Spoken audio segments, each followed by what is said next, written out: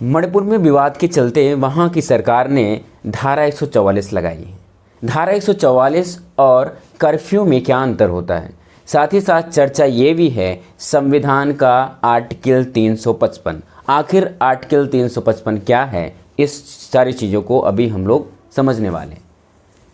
मणिपुर में मितई और गैर मितई समुदाय में एसटी समुदाय में शामिल होने को लेकर मणिपुर हाई कोर्ट ने सरकार से जवाब तलब किया था। उसके बाद से दोनों समुदायों में, गैर जनजाति और जनजातीय समुदाय में लेकर एक झड़प हो गई, जिससे आगजनी वगैरह मणिपुर में हो गई।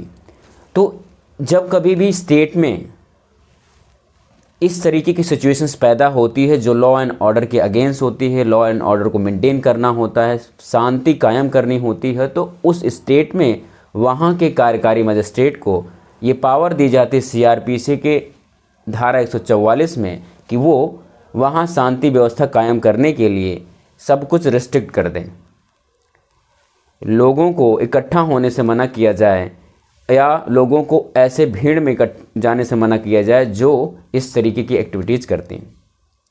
साथ ही साथ एक प्रैक्टिस और भी चलती है हमारे यहाँ कर्फ्यू की। कर्फ्यू में ज़्यादा रिस्ट्रिक्शंस लगाए जाते हैं पुलिस अथॉरिटीज़ के द्वारा, वहाँ पूरे इलाके में हो सकता है या पूरे स्टेट में हो सकता है। तो कर्फ्यू में हम लोग क्या करते हैं, लोगों को घरों से निकलने की पाबंदी लगा देते हैं।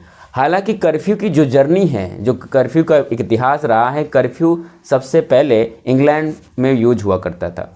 कर्फ्यू पहले ऐसा कोई फोकस जैसा आज हम लोग वैधानिक प्रोसीजर यूज करते हैं, इस तरीके की प्रोसीजर पहले नहीं हुआ करता था। पहले ये लोगों को शुरू में गिरजाघर होते थे, गिरजाघरों में घंटे होते थे, तो कई आपातकाल स्थितियों में घंटे को बजाकर कर्फ्यू का एक प्रथा शुरू हुई थी।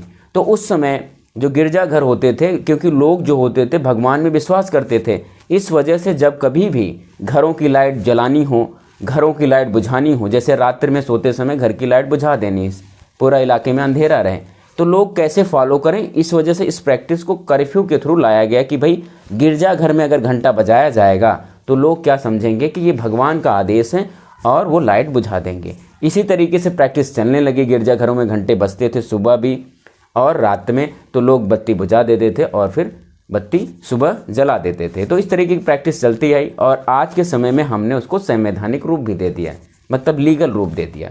ये तो थी कर्फ्यू की बात। लेकिन जो आर्टिकल 355 की बात हो रही है, ये संविधान कहता है कि जब कभी भी स्टेट में इंटरनल डिस्टर्बेंस हो, मतलब आंतरिक विवाद हो जाए, आंतरिक अशांति हो, या फिर एक्सटर्नल एग्रेशन हो जाए, बाहर से कोई आक्रमण हो जाए, तो उस केस में यूनियन गवर्नमेंट जो होती है वो स्टेट गवर्नमेंट की पूरी हेल्प करती है। और ये ड्यूटी होती है यूनियन गवर्नमेंट की to help in such a situations of state in external aggressions और इंटरनल डिस्टर्बेंस। इन दो कंडीशनों में सरकार, भारत सरकार को स्टेट गवर्नमेंट की मदद करती है। तो ये जो अभी मणिपुर में हो रहा है अनुच्छेद 355 का यूज या फिर धारा 144 या फिर कहें कर्फ्यू, ये इसी लीगल फ्रेम के पार्ट्स हैं। तो उम्मीद है कि आपकी ये बात समझ में आ गई होगी। तो अगर वीडियो अच्छी लगे तो कमेंट, लाइक, सब्सक्राइब करना ना भूलें।